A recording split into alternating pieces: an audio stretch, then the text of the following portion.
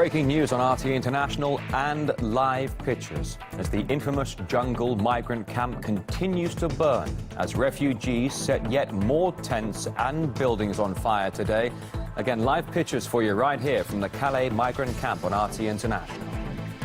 Now it follows Tuesday night's massive blaze at the makeshift slum when migrants clashed with police as they protested against the government's eviction plan. With Western Aleppo once again under fire from rebel-held parts of the city, we look at who's behind efforts to remove Russia from the UN Human Rights Council over its anti-terror effort in Syria.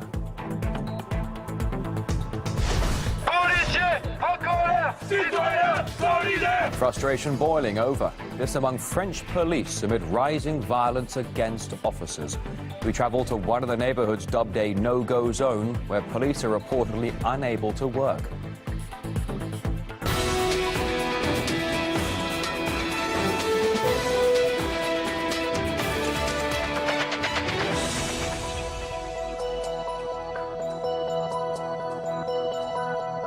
Your Wednesday Worldwide Headlines, live from Moscow. From all of us here, thanks for joining us. It's RT International. We start this hour with breaking news and more live pictures now from the migrant jungle camp in Calais.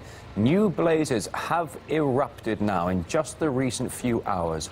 Our sources on the ground say that refugees set empty tents on fire.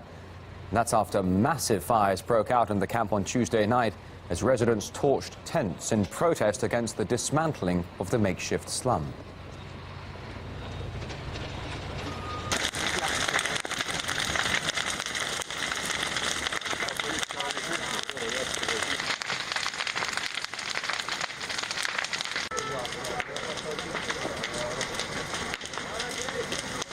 The operation to evict the notorious camp in the French port town has now entered its third day.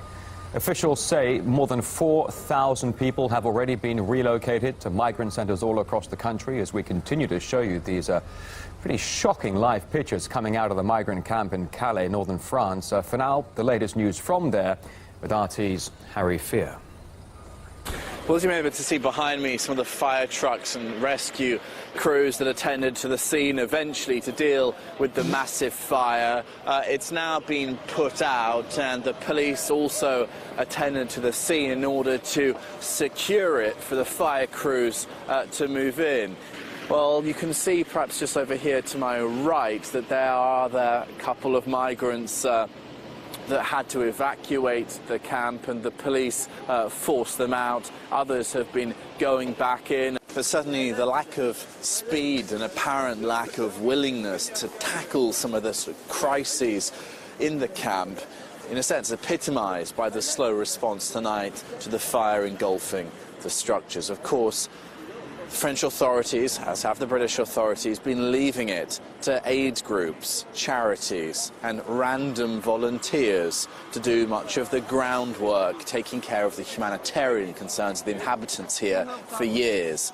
So perhaps then it shouldn't really surprise us that they came and arrived again so late to the game tonight to deal with this massive fire. This is what remains of the scene, an extraordinary situation, because there are now then dozens of migrants sleeping out here now on the tarmac in what used to be the kind of western edge of the western sector of the jungle. So extraordinary that these guys kind of have been evicted by fire tonight. It just speaks to the chaos and lack of management and security on such a precarious site. And the buzzword of the moment, or at least the buzzword of day 2 of the closure of the camp, has been confusion.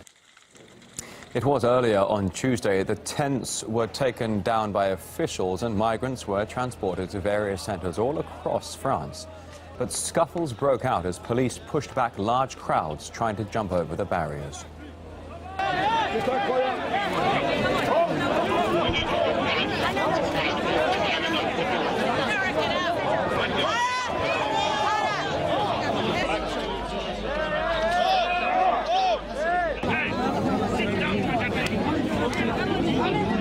We had the police pushing crowds of children, most of which, I mean, they're not just 17, there's 49 under 13-year-olds here, all standing in this crowd since 4 o'clock this morning. The police were grabbing them, pushing them.